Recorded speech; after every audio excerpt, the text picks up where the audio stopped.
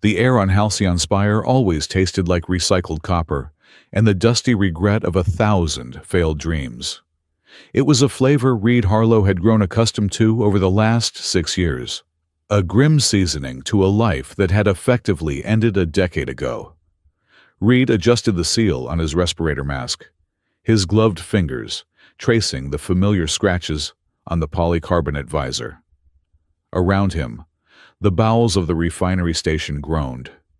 It was a low subsonic thrum that vibrated through the soles of his magnetic boots, a constant reminder that the station, much like Reed himself, was holding itself together with rust and stubbornness. He was deep in Sector 9, a tangled intestine of pipes and conduits that the Helios Frontier Dynamics Corporation had long ago decided was not worth the cost of automated maintenance. That was where Reed came in. He was cheaper than a new servo droid and far more expendable. "Patch," Reed grunted, his voice distorted by the mask's modulator. "Light. Azimuth 30. A hover drone the size of a dinner plate drifted over his left shoulder. It was a cobbled-together mess of salvage sporting 3 different colors of plating and a lens that whirred noisily as it focused. Patch chirped a sound like a bird choking on a ball, bearing and cast a cone of harsh white light onto the corroded valve Reed was wrestling with. "Hold it steady," Reed muttered, applying torque to the hydro spanner. The bolt shrieked in protest, a metal-on-metal scream that echoed down the empty corridor. Reed Harlow was a ghost. To the payroll database of Helios, he was unit number 749, a generic maintenance contractor named Jonas Vane. To the few other workers he avoided, in the mess hall, he was just the silent old man who smelled of ozone and algae. But under the grease-stained jumpsuit and the heavy layers of synthetic armor he still wore out of habit, he was the former gunnery sergeant of the 304th Orbital Siege Battalion. He was the butcher of Silver Dunes. Or so the history books claimed. The bolt finally gave way with a snap. A hiss of pressurized steam vented out instantly, freezing into crystals as it hit the cooler air of the corridor. Reed ignored it, his eyes scanning the pressure gauge. It read 80% capacity, good enough for government work, or in this case, corporate neglect. He wiped his hands on a rag that was arguably dirtier than the pipe. "All right, Patch, let us pack it up. Shift is over in 30 minutes. He did not want to be out here. Every minute spent in the open was a minute exposed. He preferred the solitude of his unauthorized quarters, a converted storage hollow tucked behind the main intake fans. There he had his encrypted data slate. There he had the logs. For 6 years, Reed had been collecting them. Anonymous bursts of data, fragmented combat logs, sensor readings from the day Silver Dunes burned. Someone else knew the truth. Someone else knew that the order to ceasefire had been sent. Someone else knew that the Helios targeting arrays had overridden his manual lockout. But knowing the truth and proving it were 2 different galaxies, and Reed was stranded in the wrong one. He was securing the spanner to his belt when the station's internal address system crackled. It was usually reserved for shift changes or corporate propaganda, reminding workers that productivity was the highest form of loyalty. This time, however, it was a siren. It was not the rhythmic pulse of a hull breach, nor the wavering cry of a radiation leak. It was a sharp, staccato blast. Fire. Reed stiffened. He checked his wrist comp. "Location," he demanded. The display flickered green. Sector 12. Waste processing and reclamation. Uninhabited. "Sector 12 has been sealed for 5 years, Reed said to the drone. "There is no oxygen flow. Nothing to burn." Patch beeped in inquisitive rising tone. Reed narrowed his eyes behind the mask. A fire in a vacuum-sealed trash sector was impossible, unless someone had breached the seals. And if someone had breached the seals, it was not an accident. He should go back to his den. He should keep his head down. That was the rule of survival. Do not look, do not ask, do not engage. Then he felt it, a tremor in the deck plates. It was faint, masked by the station's rotation, but Reed knew that vibration. He had felt it through the hull of dropships and the floorboards of bunkers. It was not an explosion. It was the rhythmic, heavy thump of impact drivers, plasma turrets. "That is not a fire," Reed growled. He grabbed his heavy pry bar from the tool cart, weighing it in his hand. It was a solid bar of hardened steel intended for leveraging blast doors, but in the hands of a veteran, it was a bludgeon. "Patch silent running mode. Follow me." He began to run. Despite his age, despite the ache in his knees that flared up whenever the humidity rose, Reed moved with a terrifying efficiency. He did not sprint. He flowed. He utilized the low gravity of the outer ring to extend his strides, pulling himself along handrails, sliding under low-hanging conduits. As he neared Sector 12, the air grew hotter. The smell of copper faded, replaced by the acrid stench of melting polymer and ozone. The emergency bulkheads were open. That was wrong. In a fire, they should have slammed shut automatically.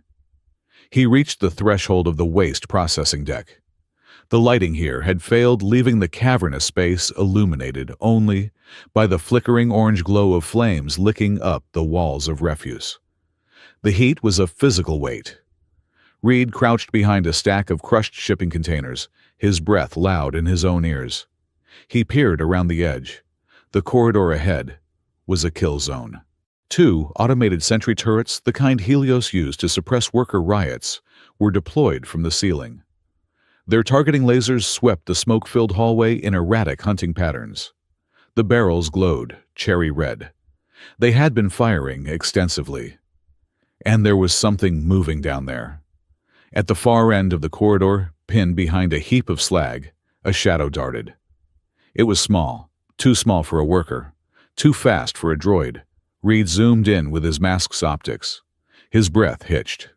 It was a child, but not a human child. She was perhaps 10 years old by human standards, wearing a tattered, oversized cloak that was smoldering at the edges. Beneath the hood, Reed saw a flash of terrified gold eyes and large triangular ears, pressed flat against a skull covered in short russet fur. A tail thick and bushy flicked nervously behind her, the tip glowing with a faint, natural luminescence that mimicked the fire around her. A vulpine, a fox girl, here on a human station in the heart of Helios territory. "Target acquired," a synthesized voice boomed from the ceiling. The turret swiveled. The laser dot painted the center of the slag pile where the girl was hiding. The girl panicked. It was a primal, terrified reaction. Instead of digging in, she broke cover. She scrambled over the debris, trying to reach an open maintenance hatch 5 meters away. "No!" Reed whispered. The turret's capacitor whined as it charged. A ball of superheated plasma coalesced at the muzzle. Reed did not think. He did not weigh the pros and cons of exposing his identity. He did not calculate the odds of survival. The logic center of his brain, the part that had kept him alive for 10 years of hiding, shut down. The soldier took over. He launched himself from behind the shipping crate. He hit the ground, sliding his ceramic-plated boots, sparking against the metal deck. He moved faster than a man his age had any right to move, fueled by a surge of adrenaline that felt like lightning in his veins. The turret fired. Reed threw himself into the path of the bolt. He hit the girl at full speed, tackling her just as the plasma discharge struck. He curled his body around hers, turning his back to the heat. Boom! The impact was like being kicked by a mule. The plasma bolt slammed into the backplate of his heavy maintenance armor. The ceramic shattered, absorbing the thermal shock, but the kinetic force drove the air from his lungs. He skidded across the floor, clutching the small alien body to his chest, grinding to a halt against a bulkhead. The heat alarm in his suit screamed crimson warnings. His back felt like it was being pressed against a furnace door. Reed gasped, tasting blood. He looked down. The fox girl was trembling violently, her eyes squeezed shut. She was clutching a small, crude doll made of wire and scrap metal. She looked up at him, her eyes wide with incomprehension. "Stay down," Reed wheezed. He rolled over, forcing himself to one knee, raising the pry bar as if to throw it at the ceiling. The turret was tracking them again, the servo motors whining as it corrected its aim. "Get away from her!" The scream did not come from the child. It came from the smoke. From the darkness of the ventilation shaft, the girl had been running toward a figure emerged. It was a woman, no a vulpine female. She was tall, lithe, and terrifying. Her fur was the color of moonlight, on snow silver and sharp, but it was matted with blood and soot. She wore a combat harness that looked stolen and repurposed. She was hurt. Badly. Reed could see a jagged shrapnel wound on her thigh and burns across her left arm. But she stood with a feral grace, her teeth bared in a snarl that promised murder. In her hand, a ball of blue flame ignited. It was not technology. It was Kitsunebi bioluminescent energy projection. The foxfire swirled hot and angry, illuminating her desperate face. She locked eyes with Reed. She saw a human. She saw a bulky, armored figure looming over her child. She saw an enemy. She drew her arm back to throw the fire. Reed could not move. His back was seized in a spasm of pain. He stared at the blue death coming for him and thought, "At least I tried." "Mama, don't attack!" The high-pitched voice cut through the roar of the fire and the whine of the turrets. The fox girl scrambled out from under Reed's arm. Instead of running to her mother, she threw herself in front of Reed, spreading her small arms wide. "No!" The girl screamed again, tears streaking the soot on her furry cheeks. "The human veteran shielded me from fire." The silver fox woman froze. The blue flame in her hand flickered, casting wild shadows. Her eyes darted from the child to Reed, then back to the child. The cognitive dissonance was visible on her face. A human saving a vulpine. It broke every rule of the war that had ravaged their galaxy. "He shielded you." The mother's voice was rasping, layered with smoke and disbelief. "Target reacquired," the turret announced, indifferent to the drama. Reed snapped back to reality. "We can discuss my morality later," he shouted, his voice rough. "Unless you want to be Ash, we need to move, Patch." The drone zipped out from behind the crates, where it had been cowering. "Pattern Delta, blind them!" Patch surged upward, emitting a strobe light frequency designed to overload optical sensors. The drone spun wildly, firing flares of magnesium and chaff. The turrets shrieked in confusion, their targeting logic overwhelmed by the sudden chaotic input. They began to fire blindly into the ceiling and walls. "Go!" Reed roared. He grabbed the girl by the back of her tunic gently but firmly and shoved her toward the vent. "Move!" He turned to the mother. She was swaying, the loss of blood catching up to her. Reed grabbed her uninjured arm. She hissed her claws, digging into his reinforced sleeve. But she did not strike him. "I have you," Reed grunted, taking her weight. "Into the pipe, now." They scrambled into the maintenance shaft, just as a stray plasma bolt incinerated the spot where they had been standing. Reed slammed the manual release for the hatch, spinning the wheel until the locking clamps engaged with a heavy thud. Darkness swallowed them, save for the dim red glow of the emergency lighting strip on Reed's chest and the fading blue embers in the mother's hand. The silence of the tunnel was heavy, broken only by their ragged breathing. "Move," Reed whispered, pushing them forward. "They will override the lock in 2 minutes. I know a dead zone." He led them through the labyrinth of the station. He knew these pipes better than he knew the lines on his own palms. He took them through a coolant overflow channel that had been dry for 20 years, then down a gravity well ladder that bypassed the security checkpoints. As they moved, Reed's mind raced. He had seen something back there. In the flicker of the fire just before the turret fired, he had seen the fuel sources. There were barrels stacked against the wall of the sector. They were not standard waste containers. They were high-grade accelerants, military fuel, and the serial numbers had been chemically scrubbed off. But on one barrel, the solvent had not done its job completely. A partial logo remained, A golden sunburst. Helios. The corporation was not just ignoring the fire. They had set it. They were burning Sector 12 on purpose. Why? To clear space. To hide evidence or to kill stowaways. Reed pushed the thought aside. Survival first. Analysis later. He guided them to his sanctuary. It was a hollowed-out section of a structural support beam, massive enough to house a small transport, which Reed had converted into a living space. It was hidden behind a false panel in a localized gravity dampener. He keyed the code. The panel slid open. "Get in," he ordered. The mother stumbled inside, dragging her leg. The girl followed, clutching her wire doll. Patch buzzed in last, hovering nervously by the ceiling. Reed sealed the door. The sounds of the station, the alarms. The turrets vanished, replaced by the hum of his unauthorized air scrubbers. The room was sparse. A cot, a workbench covered in disassembled circuit boards, a hydroponic tank growing edible algae, and a wall of monitors displaying passive feeds from around the station. The foxwoman collapsed against the workbench, sliding down to the floor. She let out a low, pained whimper. Reed pulled off his helmet. The air here was clean filtered. He took a deep breath, running a hand through his graying, sweat-drenched hair. He looked at his guests. Now that they were out of the fire, the tension in the room shifted.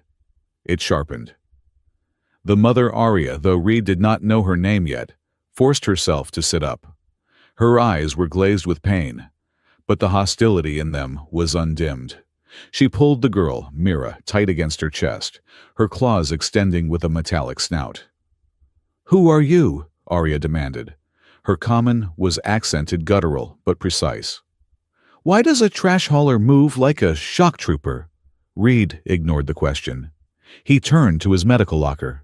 "You are bleeding all over my floor, and that burn on your arm needs synthetic skin, or it will infect." "Do not touch us," Arya snarled. "Mama, he saved me," the girl Mira whispered. She was looking at Reed with wide, unblinking eyes.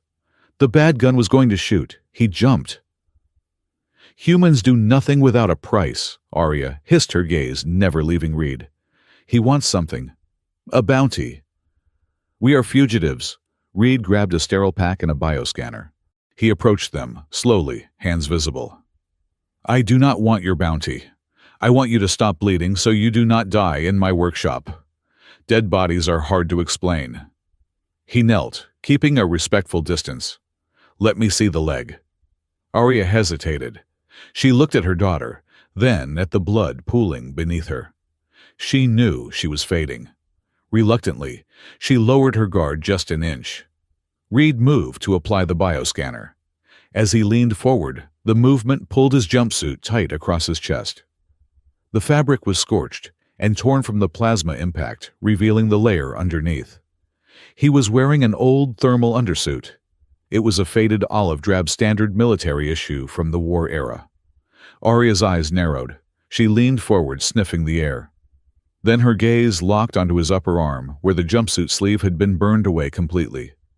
There, on the exposed skin of his bicep, was a tattoo. It was faded by time and scarred by burns, but the ink was still black. A stylized skull, wreathed in orbital rings, superimposed over a shattered planet. Below it were the numbers 304th OSB. The air in the room froze. Arya's pupils dilated until her eyes were black pools of hate. The gratitude, the confusion, the hesitation, it all vanished, incinerated by a recognition so profound. It looked like physical agony. She knew that symbol. Every Vulpine knew that symbol. It was the mark of the battalion that had rained orbital fire down on the Silver Dunes colony. It was the mark of the monsters who had turned a sanctuary city into glass.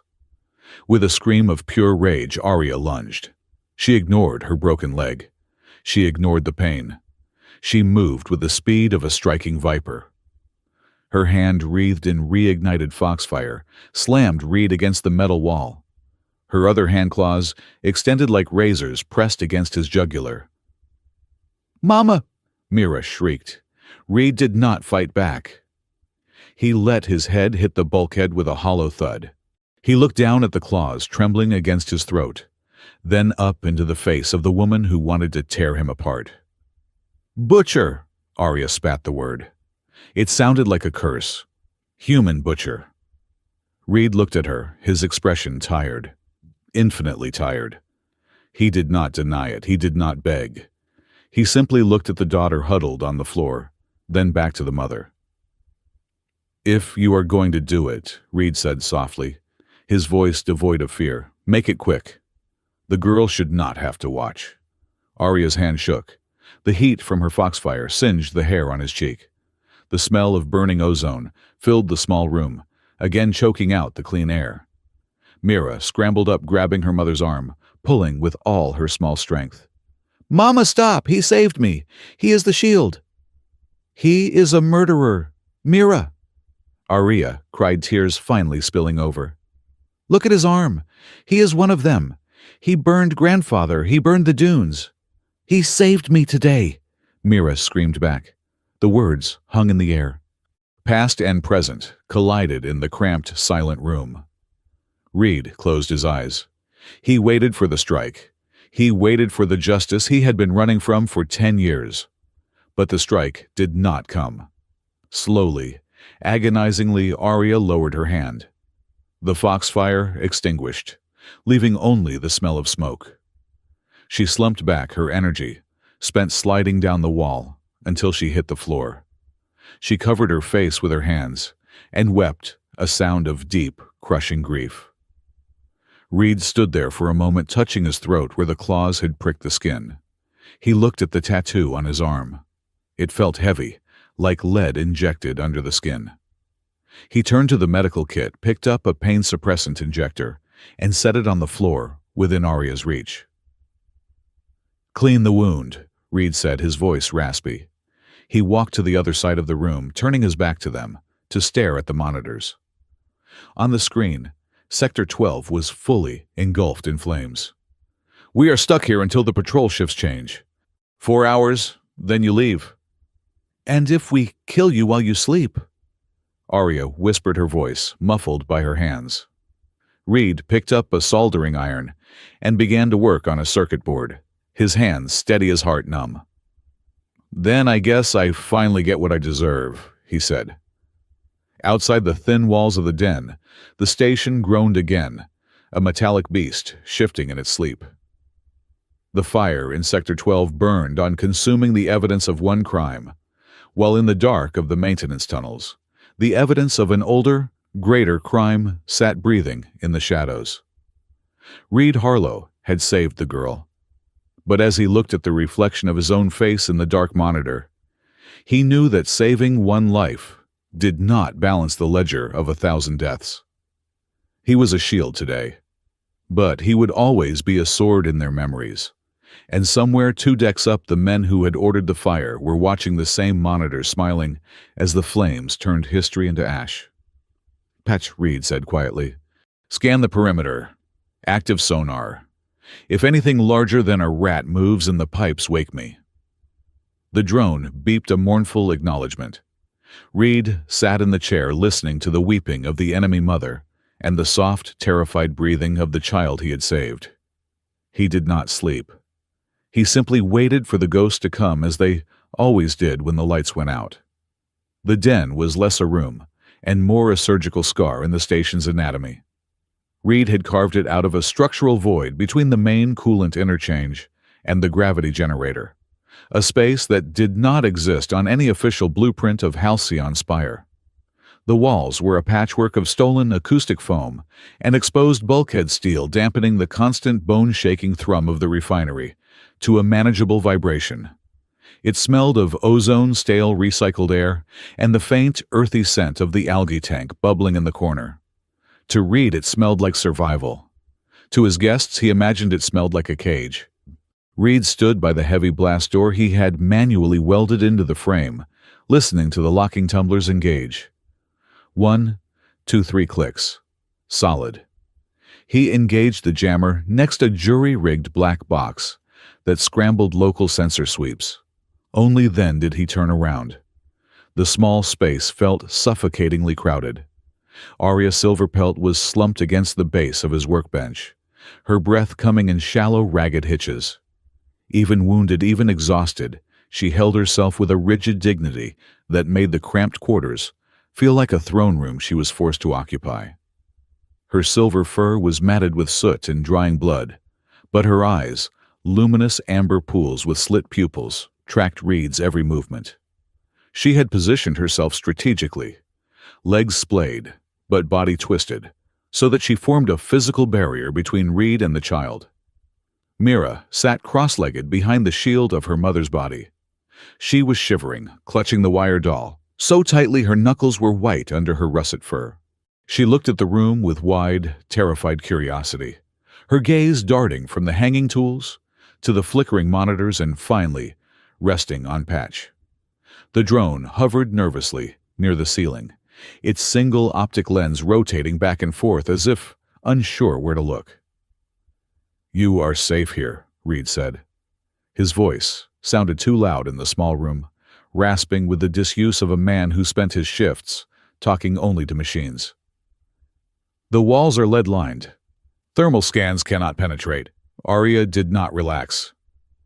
"Safety is a luxury the prey does not get to feel in the predator's den," she said. Her voice was a low growl fighting through the pain. "Why bring us here? The bounty on a vulpine head is 5,000 credits. Is that not enough for you, Butcher?" Reed winced. The word butcher hit him harder than the plasma impact had. He walked to the metal sink and scrubbed his hands with harsh chemical soap, turning his back to them intentionally. It was a tactical error to show his back to an enemy, but it was a necessary social signal. He was disarming himself. "If I wanted the credits, I would have left you in the corridor for the turrets," Reed said, watching the gray water swirl down the drain. "And if I wanted you dead, I would not be wasting my medical supplies." He dried his hands and grabbed the medkit from the shelf. It was an old field medic's bag, stamped with the faded insignia of the United Terran Coalition. He knelt beside Arya, keeping his movements slow, and broadcasted. "That leg needs setting," Reed said, gesturing to her thigh, where the shrapnel had torn through. "And the burns on your arm are 2nd degree. If the infection gets into your blood, you will be dead in 24 hours. Then the girl is alone." Arya stiffened. The threat to her mortality meant nothing, but the threat to Mira broke her resolve. She let out a sharp hiss of air through her teeth and nodded a microscopic dip of her chin.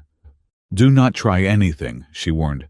"I still have enough fire left to burn this metal coffin to ash." "I do not doubt it," Reed muttered. He opened the kit. The smell of antiseptic gel filled the room, sharp and clinical. Reed pulled out a pair of shears and reached for her leg.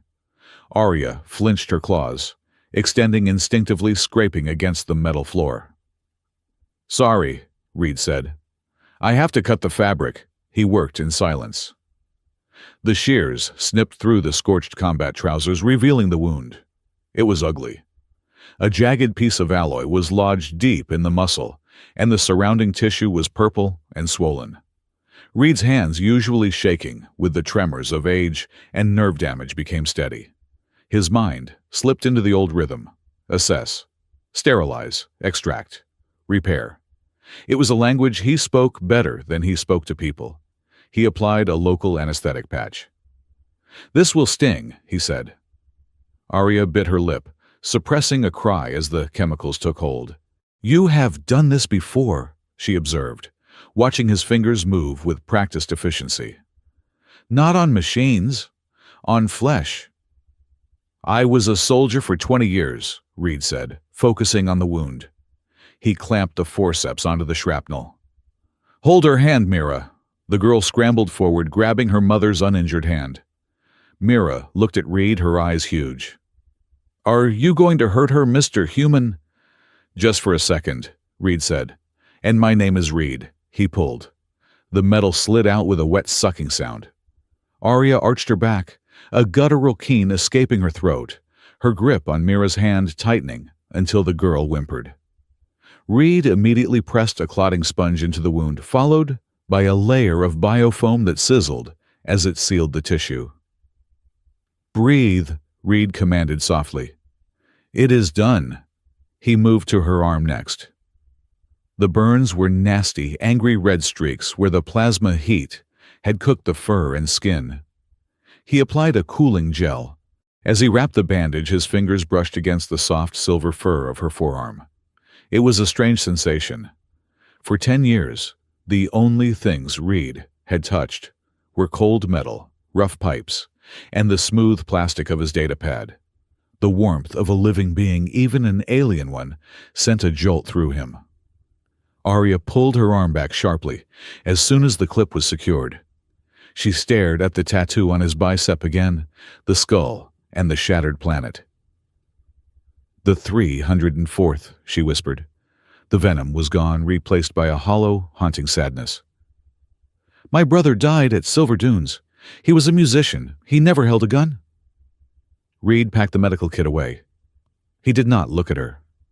"I am sorry." "Sorry?" Arya laughed, a brittle, broken sound. "You drop fire from the sky, turn a city of 2 million into glass. And you are sorry? Did you feel sorry when you pressed the button? Or did you just follow orders, like a good machine?" Reed sat back on his heels. The air in the room felt heavy, charged with the ghosts of the dead. He looked at Mira. The girl was watching him, waiting for his answer, her judgment suspended in the innocent ignorance of youth. "I did not press the button," Reed said. His voice was low, a rumble in his chest. "I was the gunnery sergeant in charge of the orbital array. We received coordinates. They were marked as a military staging ground. Anti-air batteries, troop concentrations." "They were schools," Arya said coldly. "And hospitals." "I saw that," Reed said. He looked her in the eye then. The telemetry did not match the target profile. The heat signatures were too low. No heavy alloy shielding. I called a halt. I initiated a lockout on the firing sequence. Arya blinked. This was not the history she knew. The fire fell anyway. "The command override came from the flagship," Reed said. "From the corporate liaisons of Helios, who were advising the Admiral. They bypassed my console. I watched my screens turn red. I watched the firing solution execute while I was trying to cut the power cables with an emergency axe. The MPs tackled me before I could sever the main line." He looked down at his hands. They were scared not just from work, but from that day. "They court-martialed me for insubordination. But because the strike was a victory that ended the war, they could not execute me without raising questions. So they discharged me, dishonorable, scrubbed the logs to make it look like I hesitated out of cowardice, not moral objection." Arya studied him. She was an engineer. She understood systems, and she understood how easily data could be manipulated. She looked at the weary set of his shoulders, the poverty of his living conditions. This was not a man living on the pension of a war hero. This was a man hiding from his own name. "You expect me to believe that?" she asked, but her voice lacked its earlier bite. "I expect you to believe nothing," Reed said, standing up. His knees popped. "Wah.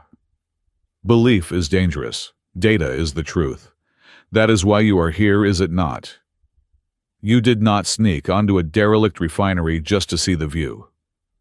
Arya exchanged a glance with Mira. The girl nodded a silent vote of confidence. "The logs," Arya said. "The Helios Central Archive for the sector is routed through the Halcyon Spire's data core before it is beamed to deep space storage. I came to find the original transmission logs from Silver Dunes, the ones that prove Helios knew what they were targeting." Reed froze. He turned to look at her. "You think the unscrubbed logs are here?" "I traced the routing signature," Arya said, shifting to a more comfortable position. "It is a ghost signal buried under layers of corporate noise. But it is here. I need to prove that Helios sold out your military, that they pushed for the strike not to end the war, but to clear the planet for mining rights." Reed let out a long, slow breath. "Mining rights, 2 million people for lithium and heavy water. And to sell new weapons to the coalition, Arya added. War is good for business. Peace is expensive. Mira piped up then, her voice small, but clear. Mama wants to show everyone the truth, so we do not have to run anymore. I just want to stop sleeping in crates. Reed looked at the child. Her stomach growled a loud, unmistakable rumble that broke the tension. Mira flushed her ears, flattening against her head. I am hungry, she whispered. Reed's face softened. The mask of the soldier slipped, revealing the tired grandfather beneath. Right, rations. He went to the algae tank and ladled out a bowl of green gelatinous paste. It wobbled unappealingly. He placed it on the floor near them. It is nutrient-dense, Reed said apologetically. Spirulina and protein synthesis. It tastes like wet cardboard, but it keeps you alive. Mira leaned forward and sniffed it. Her nose wrinkled. It smells like the floor. Arya let out a snort that might have been a laugh in another life. Human cuisine. Truly the apex of suffering. Reed cracked a faint smile. Patch fetched the emergency stash. The drone chirped and zipped to a high shelf, knocking down a foil-wrapped bar. Reed caught it. Chocolate, Reed said. Real chocolate. Or as real as it gets these days. Saved it for a special occasion. He broke the bar in half and handed it to Mira. She took it, gingerly sniffed it, and then took a small bite. Her eyes widened. Her tail gave a tentative wag, thumping against the metal floor. It is sweet, she declared. Mama, try it. She held the piece out to her mother. Arya hesitated, then took a tiny bite. She closed her eyes for a second, savoring the sugar. It was a moment of pure, unadulterated humanity, or sapience, shared over a piece of candy in a metal box floating in the void. Thank you, Arya said quietly. Mr. Reed. Just Reed, he corrected. He sat on his cot, keeping a respectful distance while they ate. So, you are a slicer, a hacker. I am a strategic systems engineer, Arya corrected her professional pride, flaring up. I designed the kinetic shielding grid for the Kitsari homeworld. Or I tried to before the budget was cut. An engineer, Reed mused. That explains the hardware. He pointed to the device attached to her belt. It was a strange piece of tech organic curves, meeting hard circuitry glowing with a faint violet light. That is a Kitsari cryptographic sequencer, isn't it? Arya's hand went to the device protectively. It is, modified. I built it to bypass the Helios handshake protocols. But, she frowned, pulling it off her belt. The casing was cracked, likely from the fall during the fire. The emitter is damaged. It is out of alignment. Without this, I cannot access the data spine. Reed stood up and walked over, extending his hand. Let me see. Arya hesitated, then handed it to him. Careful. The neural pathways are delicate. It is not a hammer. Reed put a jeweler's loop to his eye, examining the fractured casing. You are using a bio-neural interface to brute force a quantum lock. Clever. But your power draw is too high. It is overheating the crystals. He walked to his workbench. Patch, bring me the micro-solder and the optical resin. What are you doing? Arya asked, alarm creeping into her voice, as Reed picked up a menacing-looking pair of pliers. Fixing it, Reed grunted. And improving it. This is military-grade thinking, but it lacks practical application. You are trying to pick the lock with a feather. I am going to turn it into a breaching charge. Do not break it, Arya tried to stand, but her leg gave way. Sit, Reed ordered. I know machines. I do not care if they are made of silicon or grown in a vat. A circuit is a circuit. For the next hour, the room was filled with the smell of melting solar and the low murmur of Reed talking to his drone. Mira watched him fascinated. She crawled closer, dragging her doll. What is that? She asked, pointing to Patch. That is Patch, Reed said, not looking up from the microscopic wires he was splicing. He is a Model 4 maintenance drone. I found him in the trash compactor. Someone threw him away because his logic core had a stutter. He looks like a potato made of knives, Mira said. Reed chuckled. It was a rusty sound unused. He has character. Patch, say hello to the lady. Patch spun in the air and let out a series of musical beeps that sounded vaguely like hello Lolo. Mira giggled. It was a bright, sparking sound that seemed to push back the shadows of the room. Hello, Patch. I am Mira. Arya watched the interaction with a complex expression. She saw the way Reed's large, calloused hands moved with impossible delicacy over the tiny alien components. She saw the way he spoke to the drone and the child, without condescension, without malice. You kept the drone, Arya said softly. Because it was broken. Reed paused.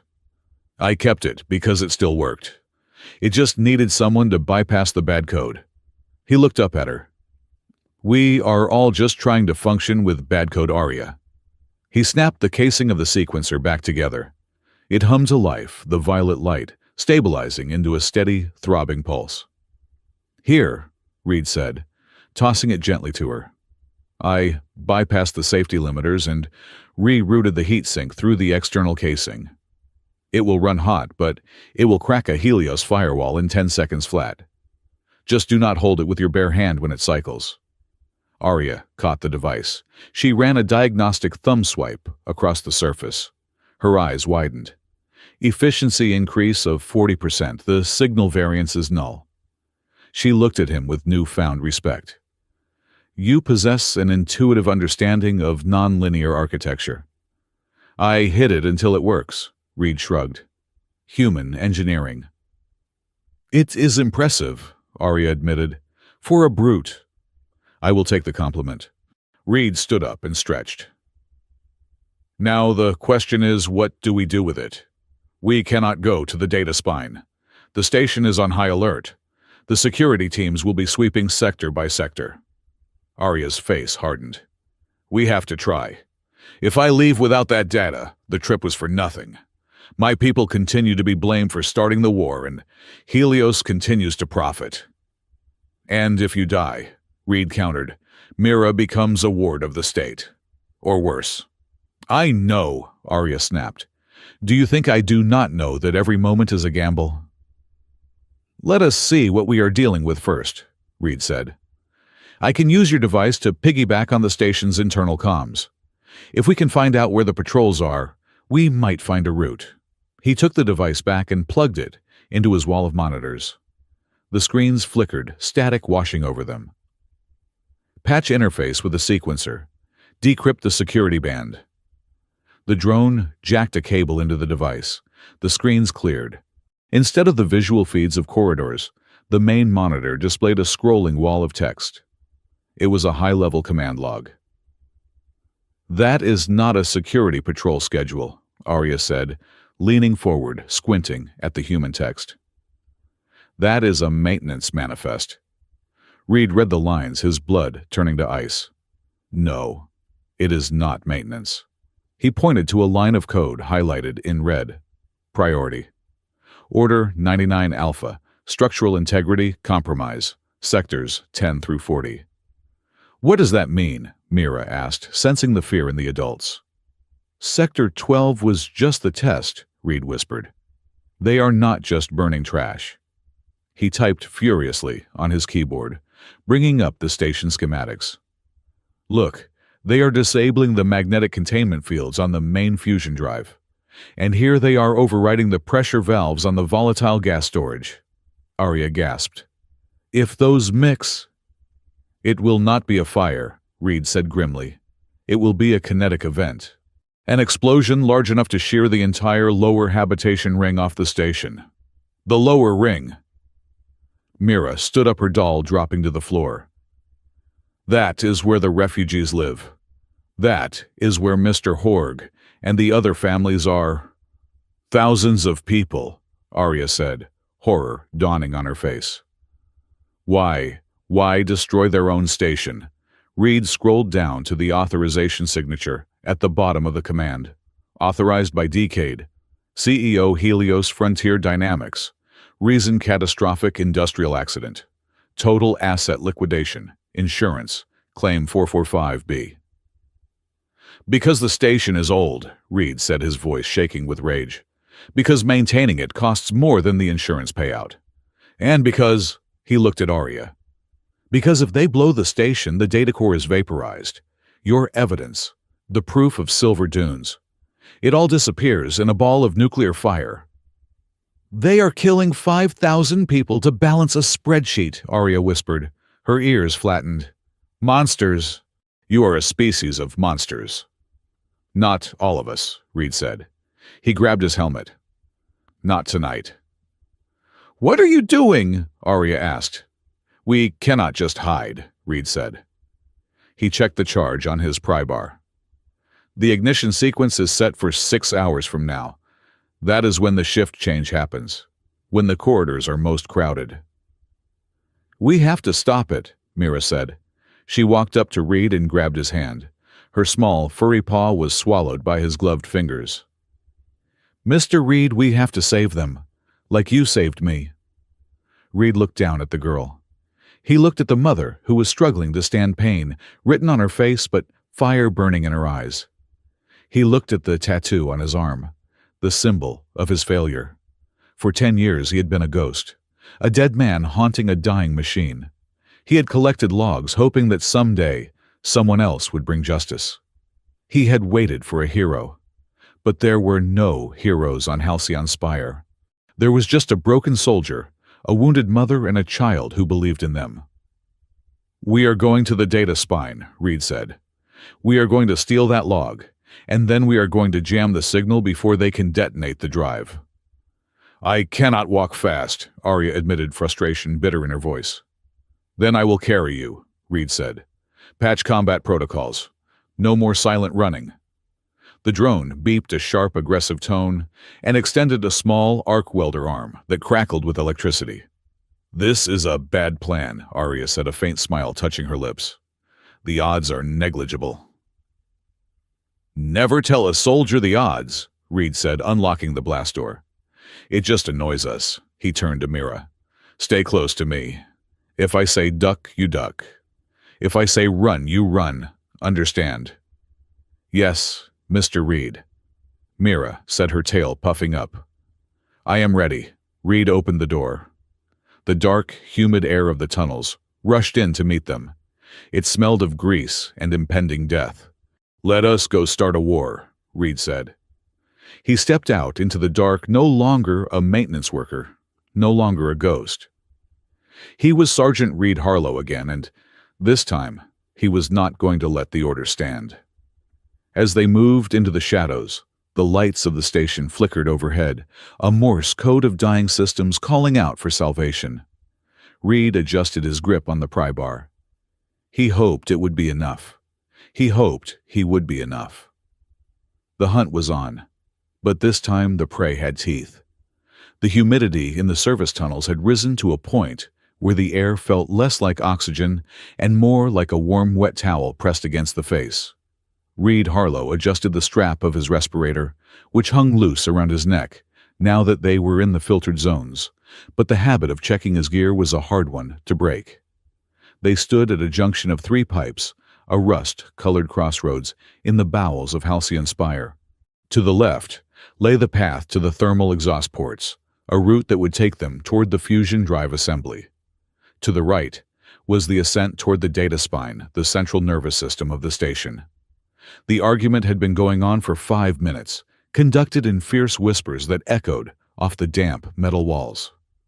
We go to the spine first, Arya Silverpelt insisted. She was leaning heavily against a support strut, her weight off her injured leg, but her eyes were burning with a feverish intensity.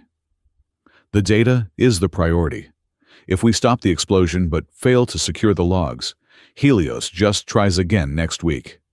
And next time, they will not miss. And if we spend an hour hacking the spine while the pressure valves blow, Reed countered his voice, a low rumble, like distant thunder. There won't be a station left to transmit from.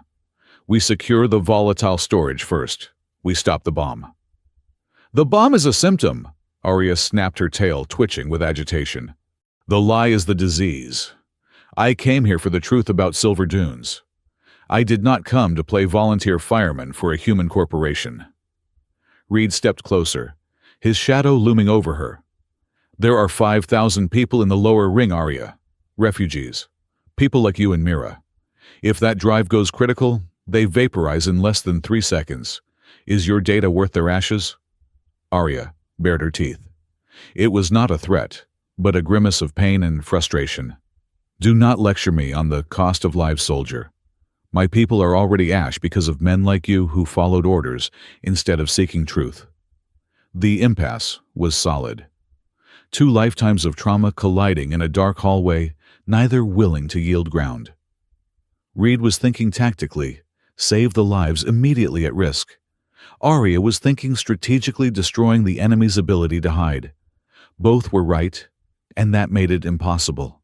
If Helios dies, a small voice cut through the tension. But everyone here dies too. What kind of justice is that? Reed and Arya stopped. They looked down. Mira was standing between them, looking smaller than ever in the gloom. She was clutching her wire doll in one hand and the hem of her scorched cloak in the other. Her large ears were swiveled forward, catching every nuance of their anger. If we die, Mira continued, her voice trembling but resolute, then nobody hears the story. And if the people in the ring die, then there is nobody left to listen to the story. So we have to do both. Reed looked at the fox girl. He felt a sudden sharp pang in his chest, a feeling he hadn't experienced since before the court-martial. It was a shame. He was arguing logistics while a child was teaching him morality. He looked at Arya. The Vulpine mother let out a long, shuddering breath. The fire in her eyes dimmed, replaced by a grudging respect. She is right, Arya murmured. Out of the mouths of kits, Reed nodded slowly. Both. We hit the data spine to secure the evidence, but we do it by routing through the auxiliary control subnet. We can use the spine's own processing power to override the fusion drive safeties remotely. It is harder. It requires a physical bypass of the air-gapped systems in the derelict sectors, but it does both. The derelict sectors, Arya repeated. She pushed herself off the wall. That means we need hardware. My sequencer is patched, but for a dual override, we need a synchronized signal booster, and I need a heuristic processor to handle the encryption. I know where to get them, Reed said. He checked the charge on his pry bar. The old armory on Deck 7. It was stripped 10 years ago, but the scavengers usually miss the embedded components. Then we are not just survivors anymore, Arya said, adjusting the strap of the bag Reed had given her. She looked at him, her amber eyes assessing. We are a team. Let us not get ahead of ourselves, Reed grunted, turning toward the darkness of the central tunnel. We are just 3 people trying not to explode. Move out. The journey to Deck 7 was a tour through the graveyard of industry. The Halcyon Spire had once been a jewel of orbital manufacturing, but now it was a rotting carcass picked clean by corporate greed. They moved through the shadows, Reed taking point, Patch, the drone hovering silently as a rearguard, and Arya, limping in the middle with Mira. The silence was heavy, punctuated only by the distant groaning of the station's gravity stabilizers. They reached the old weapons manufacturing wing 20 minutes later. The blast doors were jammed half open, like the jaw of a dead beast. Inside, it was a cavern of dust and silence. Conveyor belts stood frozen in time, holding half-assembled plasma rifles that would never fire. Stay close, Reed whispered. Scavengers sometimes rig traps. He led them, not to the main assembly line, but to the quality control booths overlooking the floor. He kicked open a locked cabinet. Here, Reed said, pulling out a dusty circuit board the size of a dinner plate. Targeting logic module from a Mark IV siege cannon. It has a heuristic coprocessor. Arya took the board, blowing the dust off. She traced the golden circuitry with a claw. Primitive architecture, she muttered, but there was admiration in her voice. But robust. High thermal tolerance. I can bridge this with my sequencer. I need capacitors, Arya said, scanning the room. High output. Check the welding droids in the corner, Reed directed. While the adults worked stripping components from the dead machines, Mira wandered toward a side room. It had been a break room once, or perhaps a small chapel. There was a faded symbol of the universal faith on the wall, and overturned chairs scattered like bones.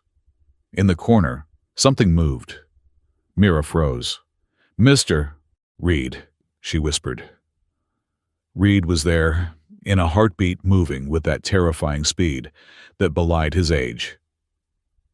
He placed himself between Mira and the corner pry bar raised. Come out, Reed ordered. There was a whirring sound like a dying fan, and a small cylindrical robot rolled out of the shadows. It was a sanitation droid, a janitor-class unit, but it was in a sorry state. One of its optical sensors was dangling by a wire, and its chassis was dented as if someone had used it for target practice. It held a mop that had worn down to the nub. Please deposit trash, the bot stuttered, its voice synthesizer glitching. Do not litter on hallowed ground. Reed lowered the bar. It is just a scrub unit. Junk. He is hurt, Mira said. She knelt down, ignoring Reed's warning hand. The bot shrank back, spinning its mop defensively.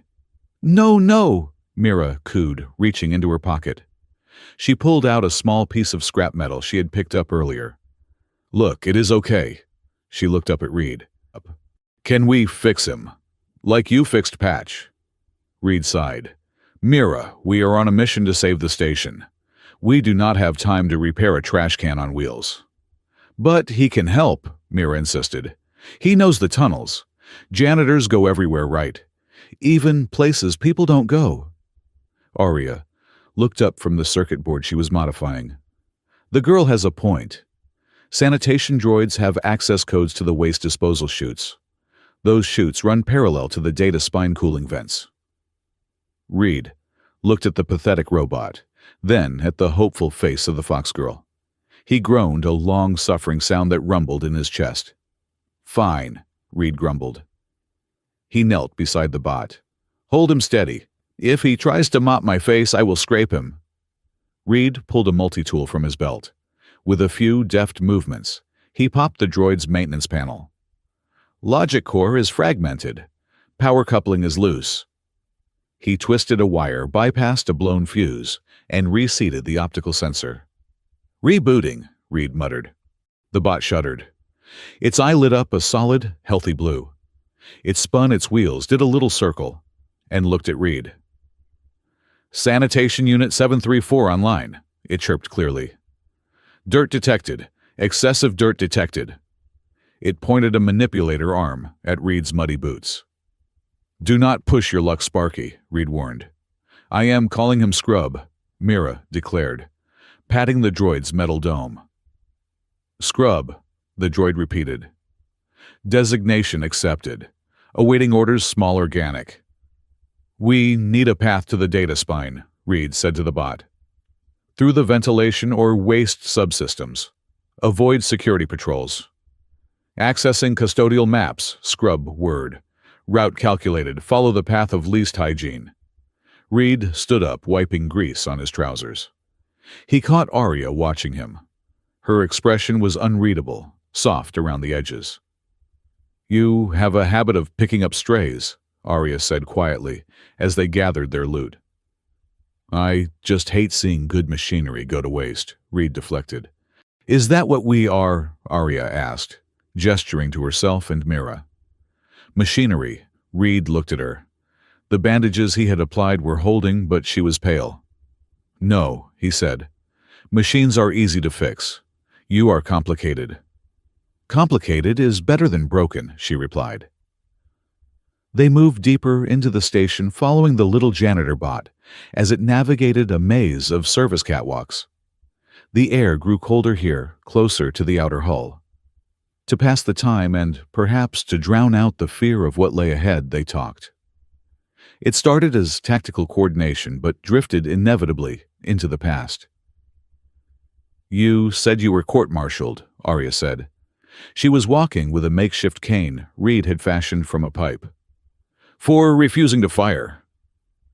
"Insubordination in the face of the enemy," Reed quoted, his voice bitter. "Dereliction of duty. Cowardice. They threw the book at me. The only reason they did not hang me was that the war ended that day. It would have been bad PR to execute a soldier on Victory Day." "So they took your rank," Arya surmised. "They took my name," Reed said. "Reed Harlow died in that courtroom. I became a number, a drifting laborer.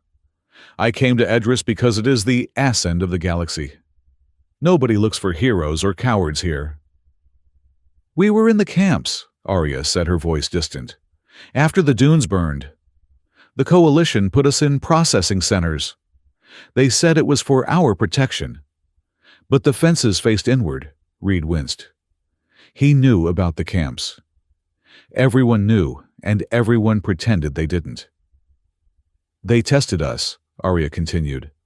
"They wanted to know if our bioluminescence could be weaponized, if our bone density made us better shock troops. I was pregnant with Mira. I spent 6 months hiding my belly under rags because I was afraid they would take her." She looked at Reed. "They called us potential assets, not people, just biological weapons waiting to be calibrated." Reed stopped. He turned to her. The dim emergency lights cast long shadows across his face. "I am sorry," he said again. It felt inadequate, a thimble of water on a forest fire, but it was all he had. "You refused the order," Arya said softly. "You lost your life because you would not take ours. That matters, Reed. It matters to me." She reached out. Her hand, covered in silver fur and tipped with sharp black claws, hesitated, then touched the side of his face. She adjusted the strap of his mask that had slipped loose. Reed froze. Her touch was warm, electric. He could smell the faint scent of ozone and wild herbs that clung to her fur. "Your ear," Reed stammered, his tactical brain short-circuiting. "The bandage. It is loose." He reached up, his large gloved hands clumsy, as he tucked a stray lock of her silver hair back behind her ear to secure the dressing. His fingers brushed against the sensitive velvet of her ear. Arya shivered, but she didn't pull away. "You humans," she whispered, looking up at him. "You are all wires and scar tissue. So hard on the outside. It keeps the soft parts safe," Reed murmured. "Are you two flirting, or just malfunctioning?" Mira's voice shattered the moment. She was standing 10 feet ahead, with scrub hands on her hips, looking unimpressed. Reed pulled back as if he had been burned. Arya coughed, smoothing her tunic, her cheeks flushing a darker shade beneath her fur. "We are conducting a tactical equipment check," Reed said gruffly. "Scrub says that is a lie," Mira giggled. "Scrub needs a mute button," Reed muttered, marching past them. But the air between them had changed. The cold distance of enemies was gone, replaced by something fragile and terrifyingly hopeful. "Halt," Scrub chirped. The bot stopped at a junction, leading to the auxiliary power control room. Organic contamination detected ahead. High threat level. Reed signaled for silence. He crept forward, peering around the bend. Down the corridor, a squad of 4 Helios security troopers was sweeping the area. They were not standard Rent-A-Cops. These were heavy corporate Marines wearing full environment suits and carrying pulse rifles. They were checking door seals. "They are sweeping for us," Reed whispered, retreating to the group. "They are blocking the route to the substation." "Can we go around?" Arya asked. "Not without adding 20 minutes to the trip," Reed said. "We have to go through." Arya's claws extended. A blue flicker of foxfire lit up her palm. "Then we fight." "No," Reed grabbed her wrist. "No killing. If we kill them, we are just terrorists. We need to be the good guys, remember? Besides, Gunfire trips the acoustic sensors." How do you stop 4 armored Marines without shooting them? Arya asked skeptically. Reed looked at the ceiling. He looked at the heavy pipes running along the walls. A plan formed a geometric diagram of forces and pressures. Physics, Reed said. Hide behind that bulkhead. Patch, get ready to override the local gravity plate on my mark. Reed moved. He did not draw a weapon. He pulled a wrench from his belt and shimmied up a support strut into the darkness of the ceiling rafters. Below, the Marines advanced. Sector clear. Moving to next checkpost. Reed dropped. He didn't land on them. He landed on the manual release valve of the main steam conduit running parallel to their position. He swung the wrench, smashing the rusted locking nut. Gah! A jet of superheated steam erupted into the corridor, creating an instant wall of white fog. The Marines shouted their thermal visors, blinded by the sudden heat bloom. Contact! Contact! Patch now! Reed yelled from the ceiling. The drone hovering near the floor control panel jacked in. The gravity plating in the corridor section inverted. The 4 Marines, heavy in their armor, were suddenly weightless. They flailed, floating off the deck. Reed swung down from the rafters like a pendulum, using a cable he had secured. He kicked off the wall, using the momentum to launch himself through the steam. He didn't strike to kill. He tried to disable it. He grabbed the first Marine by the ankle and used the man's own momentum to spin him into the wall clang. The armor locked up. He landed on the ceiling, which was now the floor for the localized gravity, and fired his pneumatic rivet gun, thwip, thwip, thwip. He didn't shoot the men. He shot the joints of their armor. The hardening foam in the rivets expanded instantly, freezing the servos in their suits. Within 10 seconds, it was over. 4 Marines were floating in 0G. Their suits locked in rigid poses, blind in the steam.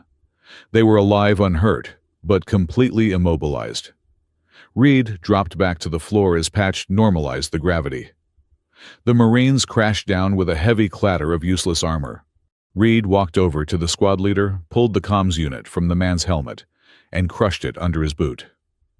Stay down, Reed advised the struggling soldier. The foam dissolves in 2 hours. By then it won't matter. He turned to Arya and Mira, who were peeking out from the bulkhead. Arya's mouth was slightly open. Arya stared at the groaning soldiers.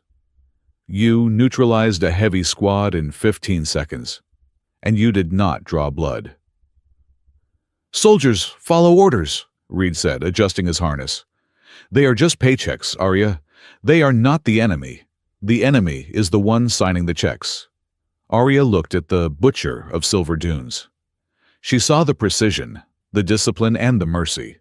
The image of the monster she had hated for 10 years finally crumbled, replaced by the reality of the man standing before her. You are not a butcher, she said softly. You are a surgeon. Come on, Reed said, feeling uncomfortable with the praise. The substation is clear. The auxiliary control room was a cramped closet of blinking lights and humming servers. It was the back door to the station's brain. Arya plugged her modified sequencer into the terminal. She slotted in the scavenger board and the chips they had found. Patching in, she said, her fingers flying across the holographic interface. Scrub monitor the thermal output. Do not let this board melt. Cooling. Scrub chirped, blowing air from a vent onto the circuit board. Reed stood guard at the door, watching the corridor. How long bypassing the firewall now? Arya said. I am in the sublayer, accessing the Helios executive logs. She swiped a hand through the data stream. Searching for Silver Dunes, incident report. Her eyes widened. I found it, but there is a new file, uploaded 2 hours ago. Open it, Reed said. Arya expanded the file. It was a video log, but it was encrypted with a biometric lock. I can crack this, Arya said, her eyes glowing with the reflection of the data. Give me 10 seconds. The screen flickered. Static cleared. A face appeared. It was a human face, middle-aged, handsome in a polished, synthetic way. His hair was perfectly coiffed, his suit impeccable. He sat behind a desk that looked like it cost more than the entire Halcyon Spire. Reed's grip on his pry bar tightened, until the metal groaned. "Damien Cade," Reed hissed. "That is him?" Mira asked, looking at the man who looked like a kind uncle. "That is the CEO of Helios," Arya said, her voice shaking with rage. "The man who sat on the oversight committee for the war." On the screen, Cade was speaking to someone off camera. "The audit is scheduled for next week. We cannot have the investigators tripping over old bones. The Halcyon Spire asset is depreciated. Initiate protocol, clean slate." A voice off-screen asked, "And the personnel, sir? There are 3,000 contractors and 2,000 refugees on board." Cade smiled. It was a smile that didn't reach his eyes. "Collateral metrics are within acceptable loss parameters. Frame it as a catastrophic reactor failure, due to, let us say, vulpine sabotage. It fits the narrative. It keeps the fear alive. And it clears the ledger." The video ended. The room was silent. The cold calculation of mass murder was heavier than the air pressure. "Vulpine sabotage," Arya whispered. "He is going to blow the station and blame us. Again." "He is rewriting history before it even happens," Reed said. Suddenly, the live feed on the security monitor flickered. It showed the main docking bay of the Halcyon Spire. A sleek silver luxury shuttle was docking. The hull bore the golden sunburst of Helios. And stepping out onto the ramp flanked by elite guards was Damien Cade himself. "He is here," Reed said, staring at the screen. "Why?" Arya asked.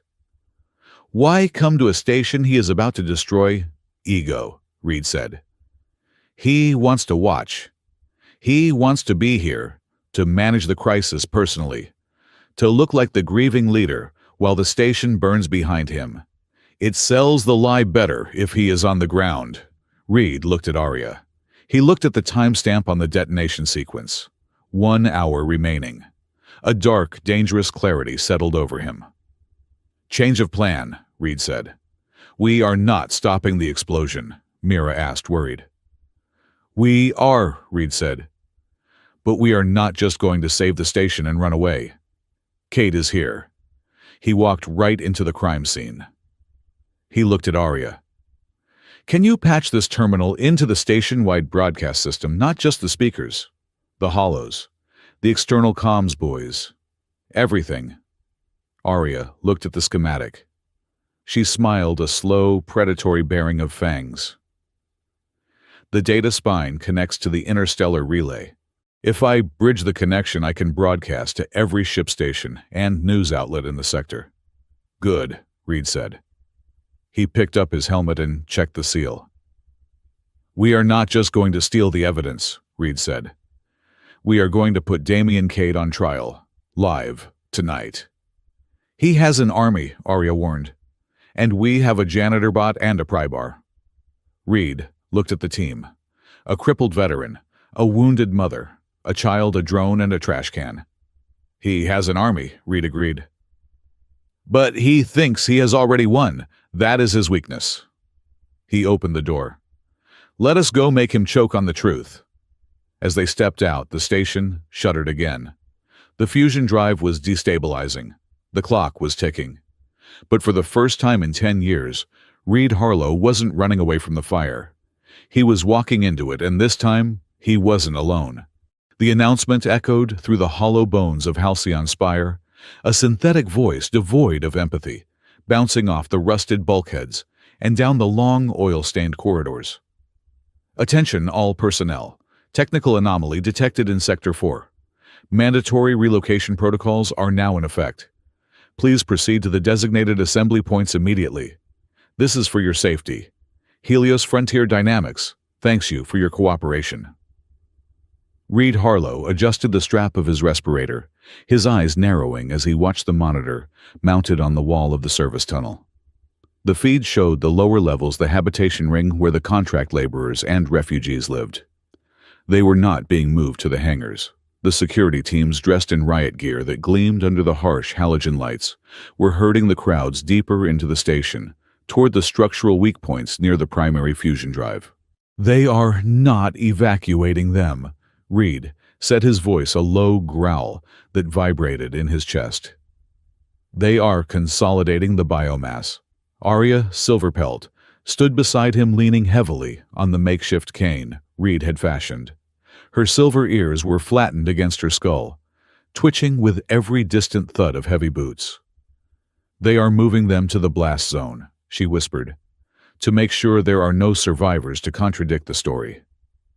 "Standard containment protocol," Reed noted grimly. "If you cannot control the narrative, you erase the witnesses." Mira, huddled between them with Scrub, the janitor bot, and Patch, looked up. Her large eyes were wide, with a terror that was too old for her young face. "Mr. Horga's down there," she said quietly, "and the baker who gives me crusts. Are they going to burn?" Reed looked down at the child. He saw the soot on her nose, the tremble in her small hands. He tightened his grip on his heavy pry bar. "Not if we get to the data spine," Reed said. "We have 40 minutes before the fusion cycle hits critical mass. We need a shortcut." He pulled out his data pad. "I know a guy. Jax Rowan. He runs the lift override in Sector 7. If he opens the freight elevator, we can bypass the security checkpoints and go straight to the core." Arya looked skeptical. "You trust a human with a Helios paycheck?" "I trust Jax," Reed said, though he felt a knot of unease in his stomach. "We served on the same frigate years ago. He is a coward, but he is not a killer. And he owes me 2,000 credits from a poker game in '98. The meeting point was a maintenance junction, halfway up the station's spine. It was a dark, dripping space where the humidity condensed on the walls and ran down like sweat. Jax Rowan was waiting. He was a thin man, nervous with grease under his fingernails and a twitch in his left eye. He jumped when Reed stepped out of the shadows. "Reed!" Jax hissed, wiping his hands on his jumpsuit. "You look like hell. And you brought guests." He eyed Arya and Mira with a mixture of fear and distaste. "A Vulpine, are you insane?" "The kill order is broadcast on every channel. 5,000 credits for the adult, 10,000 for the child." "Good to see you too, Jax," Reed said, keeping his voice level. "I need the freight lift. Just a quick ride up to the spine. Then we disappear." Jax swallowed hard. He looked at the data pad in his hand, then back at Reed. "You know they are saying you caused the fire, that you are a saboteur working with alien terrorists." "Do I look like a terrorist, Jax?" Reed asked, stepping closer. "Or do I look like the guy who fixed your atmospheric scrubbers when you were too hungover to do your shift?" Jax flinched. He looked down at his boots. "I have debts, Reed. Gambling debts. Bad people." Reed stopped. The soldier in him sensed the shift in the air before his conscious mind processed it. The silence in the tunnel was too heavy. The hum of the ventilation fans had cut out. "Jax," Reed said, his voice dropping to a dangerous whisper. "Why is the lift already descending?" Jax looked up, and there were tears in his eyes. "I am sorry, Reed. The bounty clears my debt. It buys me a ticket off this rock." The blast doors behind Jax hissed open. They did not reveal an empty elevator car. They revealed a kill squad. 6 mercenaries, not standard security, but heavy-hitter contractors, with tactical armor and laser carbines, poured out of the lift. They moved with the professional efficiency of men who killed for money, not ideology. "Target acquired," the lead mercenary shouted, his voice amplified. "Secure the child, neutralize the combatants." "Run," Reed roared. He swung his pry bar not at the soldiers, but at the hydraulic line running along the wall next to Jax. The pipe burst with a deafening screech, spraying high-pressure hydraulic fluid into the air. It was a blinding, slippery mist. Jax screamed as the fluid hit him, scrambling away. "Back into the maze!" Reed shoved Arya and Mira toward the narrow catwalks that crisscrossed the open shaft of the ventilation processing unit. Laser fire sizzled through the air, burning ozone trails past Reed's head. One shot clipped his shoulder plate, spinning him around. He recovered, instantly grabbing Scrub the janitor bot and hurling the metal trash can down the corridor toward the soldiers. "Cleaning cycle initiated," Scrub chirped cheerfully as he sailed through the air. The bot crashed into the lead mercenary's legs, tripping him.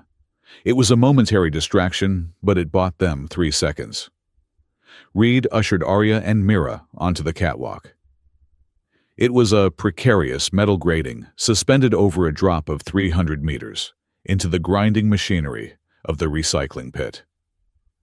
"Go, do not look down," Reed ordered. They ran. The sound of boots ringing on metal was deafening. Behind them, the mercenaries rallied their boots, mag-locking to the floor as they advanced through the hydraulic mist. "Suppressing fire," a voice commanded. Bolts of red energy hammered the catwalk. Sparks showered down like fireworks. Reed stayed at the rear, using his own body as a mobile shield, deflecting shots with the heavy alloy of his pry bar and the reinforced plating of his back. "We are cut off!" Arya shouted from ahead. The catwalk ended at a retractable bridge that was currently retracted. A gap of 5 meters separated them from the service door on the other side. "Patch," Reed yelled. "Bridge controls Hackett." The drone zipped to the control panel on the far side, interfacing with the port. The bridge began to extend, agonizingly slow. "Faster!" Reed gritted his teeth, turning to face the pursuers. He was 50 years old, his joints ached, and he was outgunned 6-1. But he had the high ground, and he had nothing left to lose. A mercenary tried to rush him. Reed waited until the man was committed, then dropped low, sweeping the pry bar at the man's ankles. Bone crunched. The mercenary fell, sliding dangerously close to the edge. "Flashbang!" one of the soldiers yelled. Reed saw the canister arc through the air. "Down!" he screamed, tackling Arya and Mira, covering them. Bang! The world turned white. A ringing silence filled Reed's ears. He was disoriented, his vision swimming. He felt Arya struggling beneath him, coughing. He forced himself up. The bridge was halfway across. "Jump!" Reed grabbed Mira and literally threw her across the remaining gap. She landed on the other side, rolling into a ball. "Arya, go!" Arya limped to the edge and leaped. She caught the railing on the far side, her claws digging into the metal. Reed grabbed her harness and hauled her up. He turned to jump himself, but a laser bolt caught him in the chest. The impact knocked the wind out of him. He staggered, falling onto the extending bridge. "Reed!" Mira screamed. He scrambled up. The mercenaries were on the catwalk now. "Blow the bridge!" Reed yelled to Patch. The drone beeped negatively. "Do it." Patch sent a voltage spike into the hydraulic couplings. The bridge beneath Reed groaned and lurched.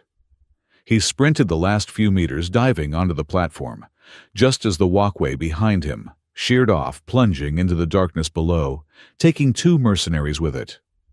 They were safe for the moment, but they were trapped in the heavy engineering sector, and the enemy knew exactly where they were. The chase continued for what felt like hours, though it was likely only 20 minutes. They moved through the guts of the station, through steam tunnels, over coolant tanks, and up narrow maintenance ladders. Reed was bleeding.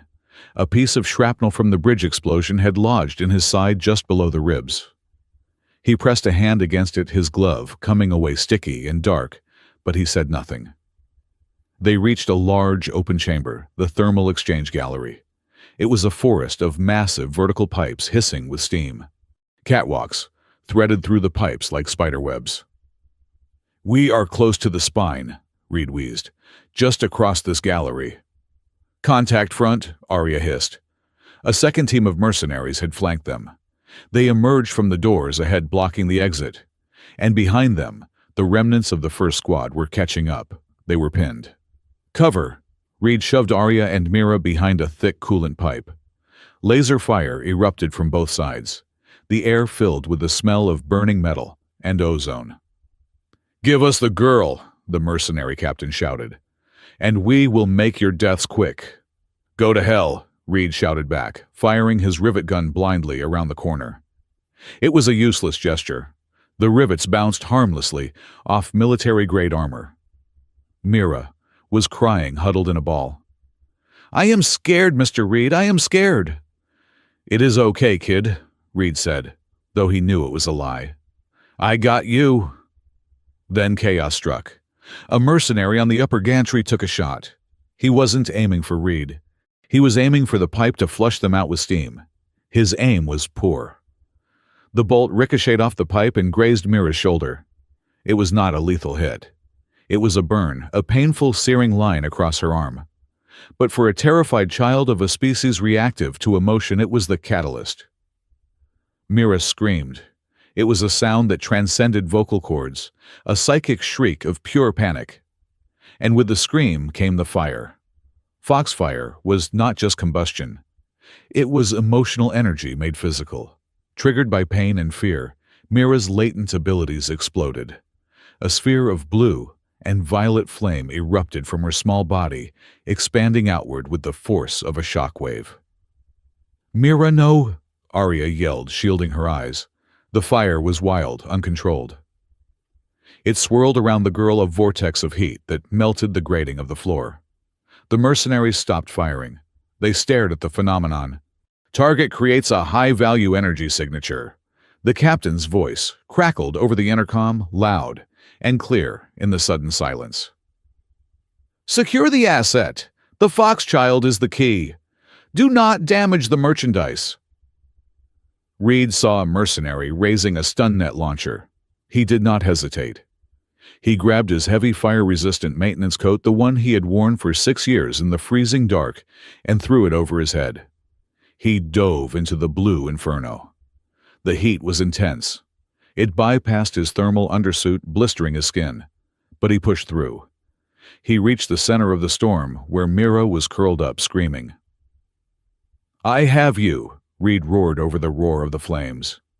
He wrapped the coat around her, smothering the fire, pulling her small, trembling body against his chest. He curled around her, presenting his armored back to the mercenaries. Thwump, thwump. 2 stun rounds hit Reed's back. His armor absorbed the shock, but his muscles locked up in a spasm of agony. He grunted, falling to his knees, but he did not let go of the girl. "I have the asset," Reed shouted, his voice hoarse, trying to confuse the mercenaries, trying to make them think he was subduing her so they would stop shooting. "Hold fire, I have her!"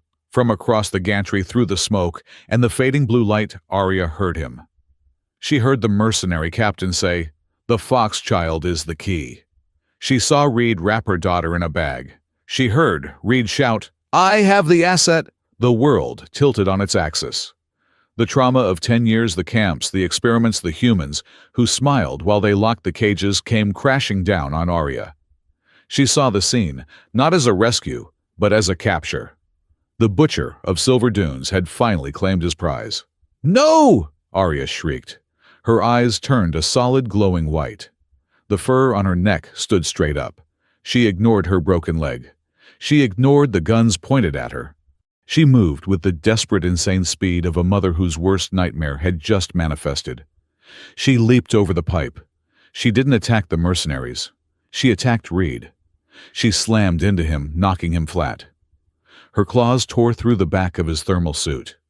She grabbed him by the collar of his armor and dragged him and Mira toward the service hatch to their right. "Get inside!" she screamed at Mira, shoving the bundled child through the door. She dragged Reed in after her and slammed the lock override. They were in a small turbine control room, safe from the mercenaries for a moment. But Reed was not safe.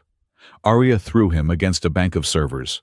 She was on him, instantly pinning him to the metal. Her hand was wreathed in white-hot foxfire. Her claws pressed against his carotid artery. "You traitor!" Arya screamed, spittle flying from her bare fangs. "You liar! You monster!" Reed couldn't breathe. Her weight was crushing his chest. He looked up at her, bewildered, his face blackened with soot. "Arya, wait!" "Wait for what?" She hissed, tears streaming down her face, sizzling as they hit the fire in her hand. "Wait for you to hand her over. I heard them secure the asset." "And you grabbed her. You bagged her like a specimen." "I was shielding her," Reed gasped. "You were packaging her," Arya roared. She pressed her claws harder. A bead of blood trickled down Reed's neck. "You led us here. You led us to the trap. It was all a game, wasn't it? The sad veteran act. The I didn't push the button story. It was all to get me to trust you, so you could deliver the last daughter of Silver Dunes to Helios." She raised her burning hand. The heat was unbearable. She was going to burn his face off. She was going to kill him, and she was going to enjoy it. "I should have killed you in the tunnel," she sobbed. "I should have ripped your throat out the moment I saw that tattoo." Reed looked at her. He saw the madness of grief in her eyes. He knew he couldn't overpower her, not without hurting her, and he refused to hurt her. He stopped struggling. He went limp. He looked her in the eyes, accepting his fate. If this was how he paid for the sins of his species, then so be it. "Do it," Reed whispered. Arya's hand trembled. The fire roared. She tensed her muscles to strike. "Mama, don't attack!" The scream came from the corner of the room. Mira had struggled out of the heavy coat. She was bruised, her fur singed, holding her shoulder where the laser had grazed her. But she threw herself across the room. She didn't run to her mother. She threw herself on top of Reed. "Mama, stop!" Mira cried, spreading her small arms to cover Reed's face. "The human veteran shielded me from fire. He always does." Arya froze. The white fire in her hand flickered. Mira got away from him. "He is the enemy." "No," Mira shouted, her voice cracking. "He is not. Look at him." She grabbed Reed's face with her small paws, turning it toward her mother. "When the first fire happened, he jumped in front of the turret. When the air broke, he gave me his mask. When the bad men shot, he wrapped me in his coat. He burned his back, so I would not burn." Mira was sobbing now. Huge, heaving breaths. "He gave me chocolate. He fixed scrub. He saved you. Why do you want to hurt him? Why?" Arya stared at her daughter.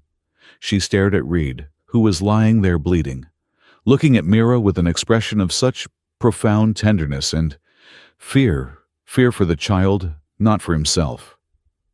The adrenaline began to fade. The madness receded, leaving a cold, hollow horror in its wake. Arya looked at Reed's shoulder. The coat she had torn away, the thermal suit underneath, was shredded by her claws. And beneath that, Reed slowly sat up, gently moving Mira aside. He reached up and unclasped the top of his armor. He reached into the pocket of his undershirt over his heart. He pulled out a set of dog tags. They were old, tarnished titanium. He held them out to Arya. "Read it," Reed said hoarsely. Arya took the tags. Her hands were shaking so hard they rattled. "Name Harlow Reed, rank Gunnery Sergeant, Unit 304th Orbital Siege. Status, dishonorable discharge, crime refusal to engage target, insubordination, sabotage of military assets." Arya read the words, refusal to engage, sabotage. She looked at Reed's chest. Now that the shirt was torn, she could see the scars. Not combat scars. These were whip marks, burn marks. The kind of scars left by torture, or by enhanced interrogation in a military brig. "I tried to cut the cables," Reed said softly. "They used a stun baton on me until my heart stopped. Then they revived me and did it again. They wanted me to sign a confession saying I was drunk. I never signed it." He looked at the tattoo on his arm, the skull and planet. He touched it with a dirty finger. "I kept the tattoo," Reed said, "not because I am proud, but because I never want to forget what I failed to stop. I carry your dead on my skin, Arya, every day." Arya dropped the dog tags.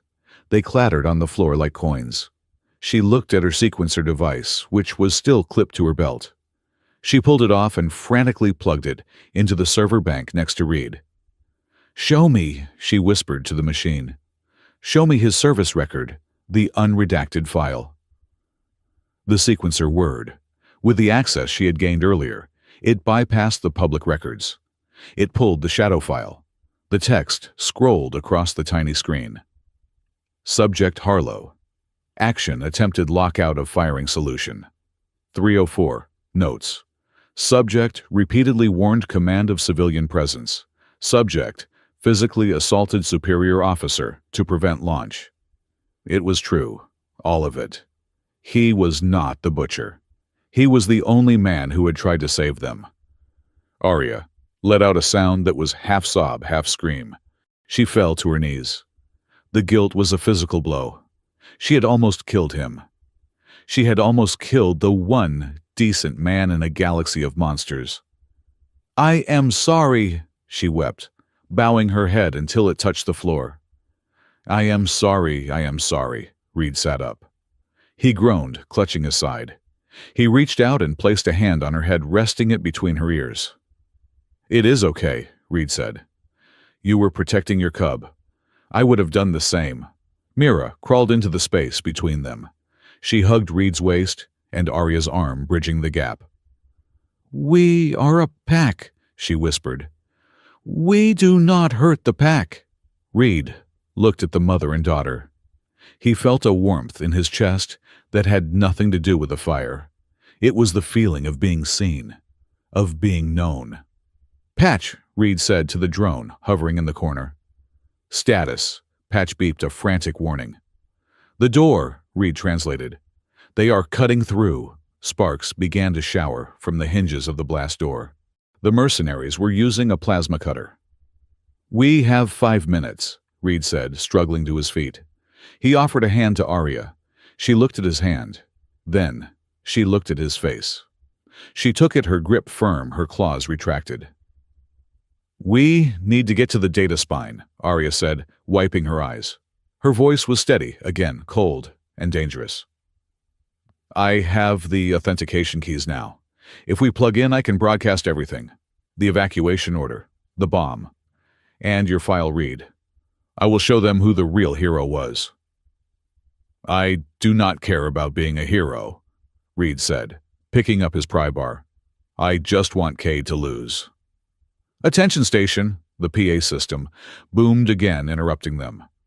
"Critical failure in fusion drive 1. Catastrophic containment breach imminent in 10 minutes. This is not a drill. All personnel evacuate to the upper life pods." 10 minutes, Reed checked his wrist comp. "That is a lie. The pressure curve gives us 12. "They are speeding it up," Arya said. "They know we are close." Reed looked at the vent above the server bank. "Scrub says that leads to the main cooling shaft of the spine.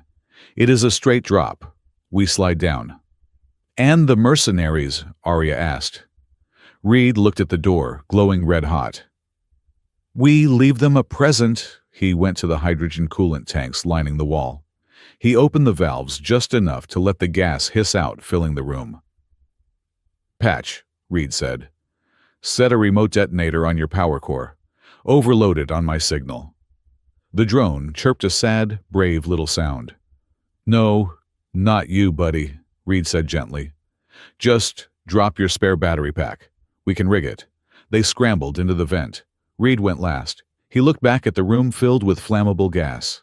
He looked at the glowing door where the killers were cutting through. "If we fail tonight," Reed whispered to the darkness, "I stay the monster in every history book, and Cade wins." Arya's voice floated back from the shaft, fierce and final. "So we do not fail. We make them choke on the truth." Reed slid into the shaft. He triggered the seal just as the blast door gave way. Below him, he heard the mercenaries shout.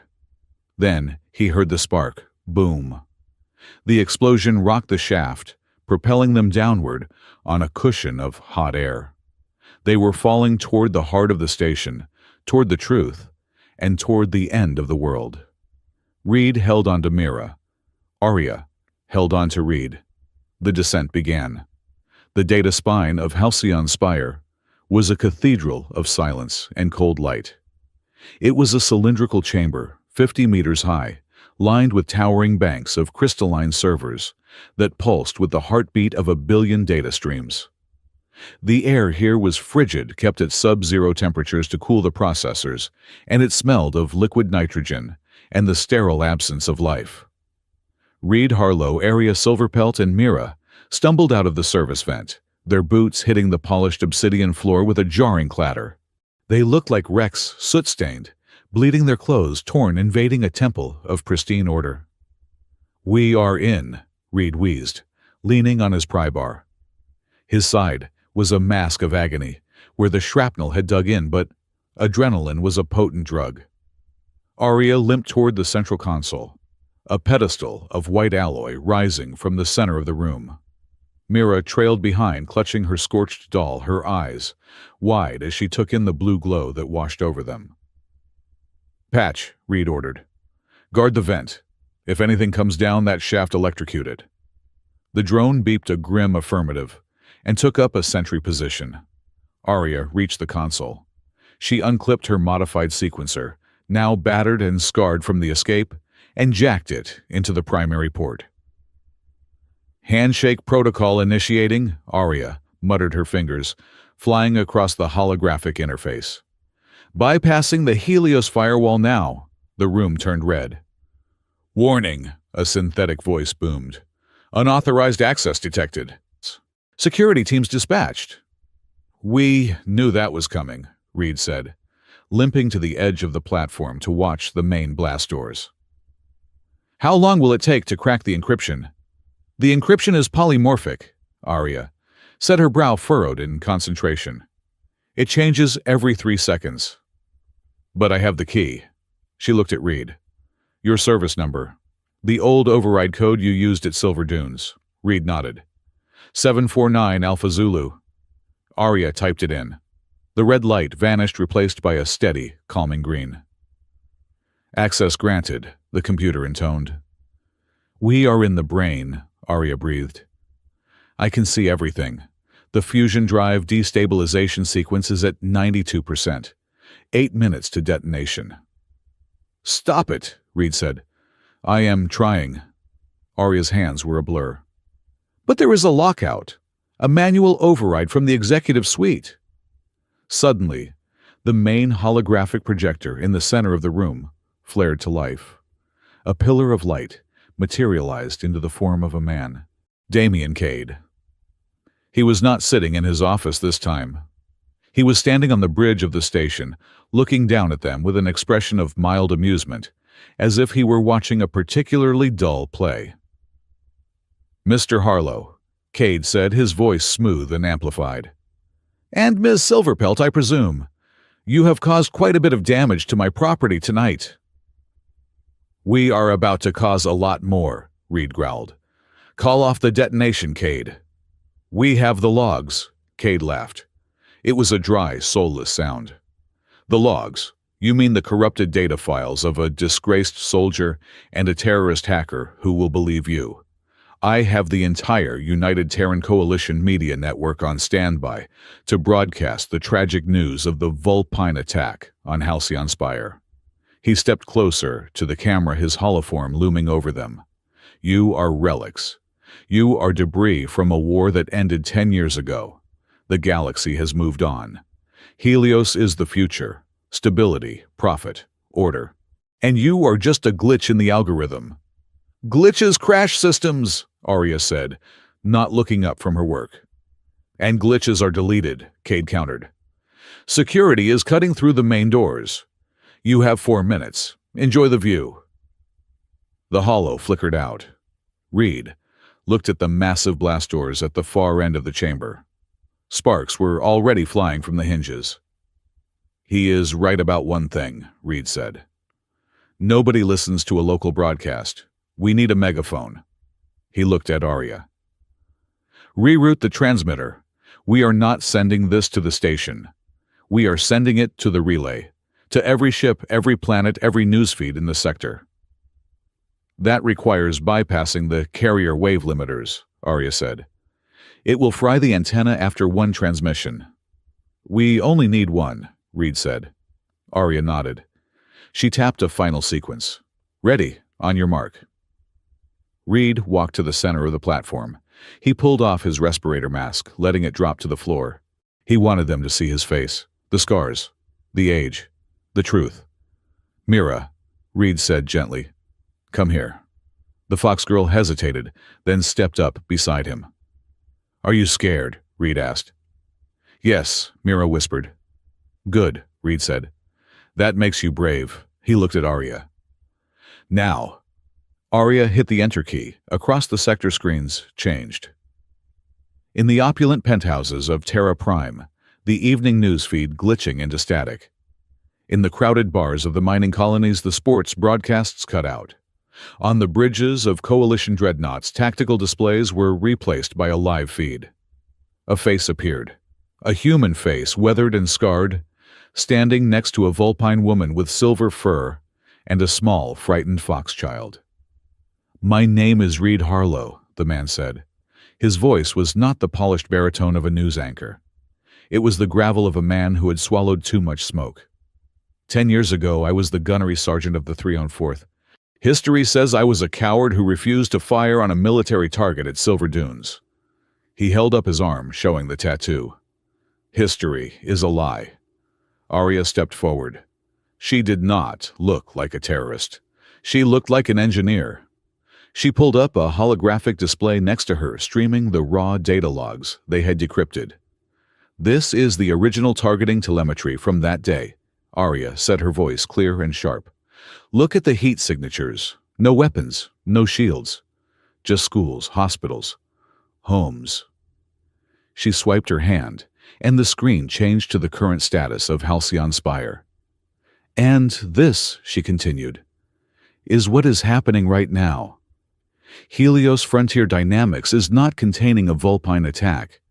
They are overloading their own fusion drive. They are about to murder 5,000 refugees and workers to collect an insurance payout and bury the evidence of their past crimes." The feed showed the command authorization glowing in damning red text, "Ath, decade." "They call us monsters," Reed said, putting a hand on Mira's shoulder. "They call us enemies. But look." He pulled Mira closer. The human veteran and the fox child stood together, a living contradiction to a decade of propaganda. "We are not the ones burning the station," Reed said. "We are the ones trying to save it." In the data spine, the air was thick with tension. "The upload is complete," Arya whispered. "It is out. They cannot stop it." "But the bomb is still ticking," Reed said. 95%. "I am accessing the shutdown protocols," Arya said. She delved deeper into the code, her fingers dancing. "I need to isolate the feedback loop Cade installed." She froze. Her hands stopped moving. Her ears went flat against her head. "What is it?" Reed asked, sensing the shift in her energy. Arya was staring at a block of code in the subroutine. It was a complex algorithm designed to mask the energy signature of the fusion overload, making it look like a reactor malfunction. It was elegant code, brutally efficient, and it was signed. Hidden in the metadata of the algorithm was a digital signature, A. Silverpelt, version 1.0, dated 10 years ago. Arya stumbled back from the console, as if she had been struck. "No!" she gasped. "No, no, no!"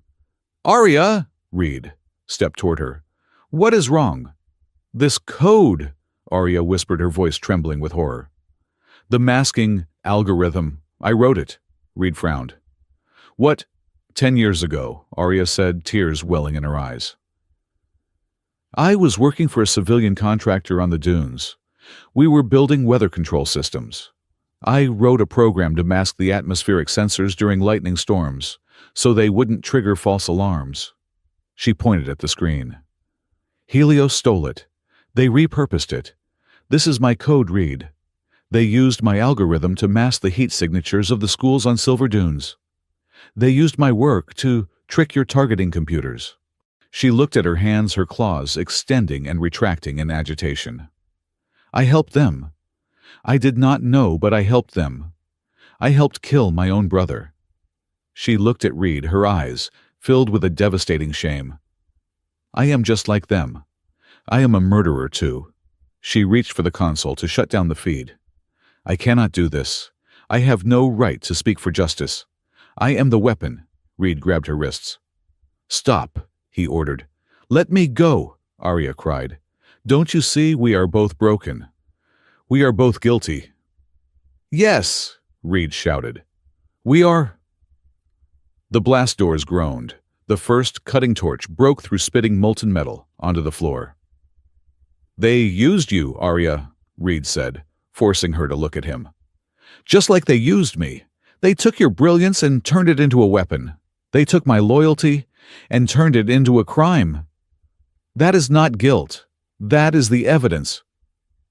I cannot, Arya sobbed. If both of you are guilty. Mira's voice cut and small, but fierce. They looked down. Mira had stepped between them again. She took Reed's hand and Arya's hand. If both of you are guilty, Mira said, then both of you are also the ones brave enough to fix it. The bad man upstairs just presses buttons. You two actually do things. She squeezed her mother's hand. Fix it, Mama. Use the code to save us. Arya looked at her daughter. She looked at Reed. She saw the forgiveness in his eyes, a forgiveness born of shared scars. She took a deep breath. She wiped her tears. The code, Arya said, her voice steadying. I know the back door, because I left it there. She turned back to the console. I can crash the masking algorithm. If I crash it, the system will register the overload as a critical error and trigger the hard emergency shutdown. It will stop the bomb. Do it, Reed said. I cannot do it from here, Arya said. The interface is locked out by Cade. I need a manual reset at the core. Someone has to go into the reactor chamber and pull the breaker while I run the crash sequence. Reed looked at the reactor chamber door. It was radiating heat. That chamber is flooded with radiation, Reed said, and the thermal venting will cook anyone inside in 2 minutes. I will go, Arya said. I am faster. No, Reed pushed her back. You need to run the code, only you know the sequence. He picked up his pry bar. He looked at Mira. He knelt down and hugged her, a fierce, desperate hug. You keep your mom safe, Reed whispered. Reed, no, Arya said, grabbing his arm. You won't come back. Reed stood up. He looked at the blast doors where the security team was about to breach. He looked at the woman who had started as his enemy and become the only person who understood him. I have been running from the fire for 10 years, Arya, Reed said, a sad smile touching his lips. It is time I put it out. He turned and ran toward the reactor door. Guide me in, Reed shouted over the comms. He slammed the button. The heavy door to the reactor core hissed open. A wave of blistering heat rolled out. Reed Harlow stepped into the inferno. Inside the reactor core, the world was a blinding white noise of energy. The fusion drive was a towering pillar of blue fire in the center of the room. The heat was so intense, Reed's skin blistered instantly under his suit. Turn left, Arya's voice crackled in his ear, distorted by the radiation. The breaker panel is on the south wall behind the coolant pumps. Reed stumbled forward. His vision was blurring. The radiation alarm in his suit was screaming a flatline tone. I see it, Reed gasped. He reached the panel. It was fused shut by the heat. It is jammed, Reed yelled. Use the bar, Arya shouted. Reed, the detonation is in 60 seconds. Cade is trying to override my crash. Reed jammed the pry bar into the seam of the panel. He roared, putting every ounce of his old soldier's strength into the lever. His muscles tore. His skin burned. Snap! The panel flew off. Inside was the master breaker, a massive lever painted red. 30 seconds, Arya screamed. Pull it now. Reed reached in. The handle was red hot. He grabbed it. The smell of burning leather and flesh filled his helmet. He screamed in agony, but he pulled. Clunk. The lever slammed down. Simultaneously, in the data spine, Arya hit the final key. Executing crash. The fusion drive let out a groan that shook the entire station. The blue fire turned angry red, then pulsed white, and then it died. The hum of the overload faded. The emergency lights bathed the room in a soft, pulsing amber. "Sequence aborted," the computer announced. "Hard shutdown complete." Reed sank to his knees. The pain was absolute. He was burning up from the inside. "Reed," Arya's voice was panicked. "Reed, get out. The radiation levels are spiking." "I am coming," Reed wheezed. He tried to stand, but his legs failed him. He fell forward. The darkness crept in at the edges of his vision. He closed his eyes. He had done it. He had balanced the ledger. Then the door hissed open. He felt hands, strong clawed hands. "I told you." Arya's voice was fierce, right next to his ear. "We are a pack. We do not leave the pack." She had come in, into the radiation. She dragged him out.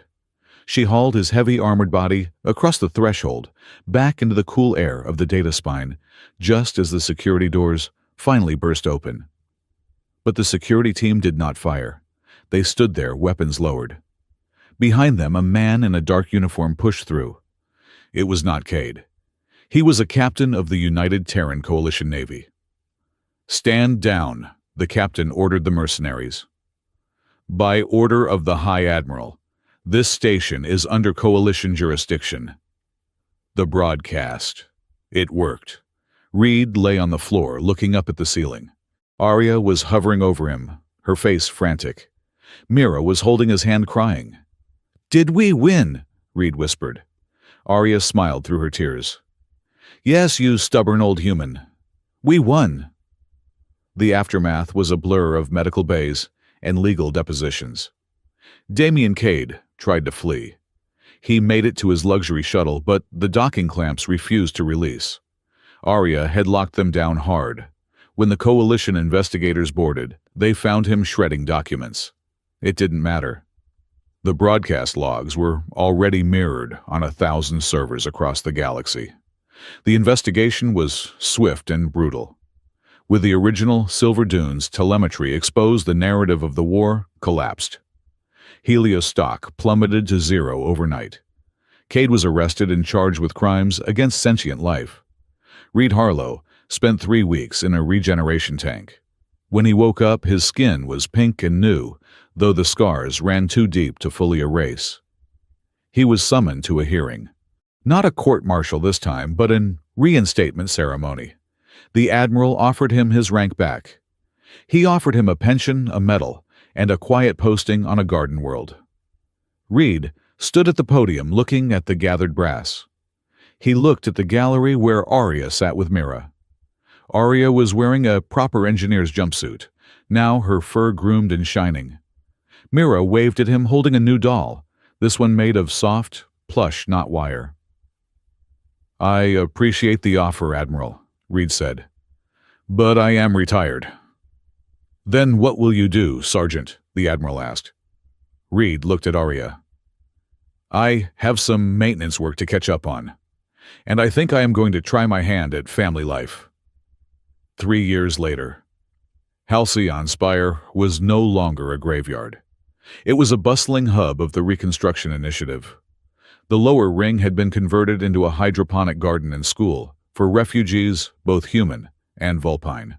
In a comfortable quarters module near the upper promenade, Reed Harlow sat in an armchair, reading a physical book.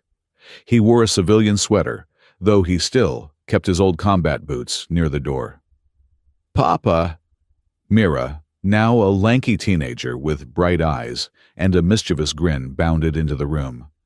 "Mom says stop reading and come eat. She made the spicy stew." "Tell your mother I am a fragile old man and my stomach cannot handle her radioactive cooking," Reed grumbled, though he closed the book with a smile. "I heard that," Arya's voice drifted from the kitchenette.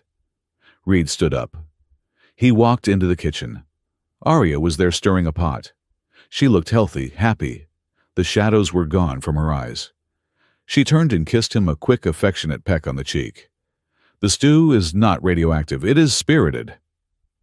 "Like you," Reed said, wrapping an arm around her waist.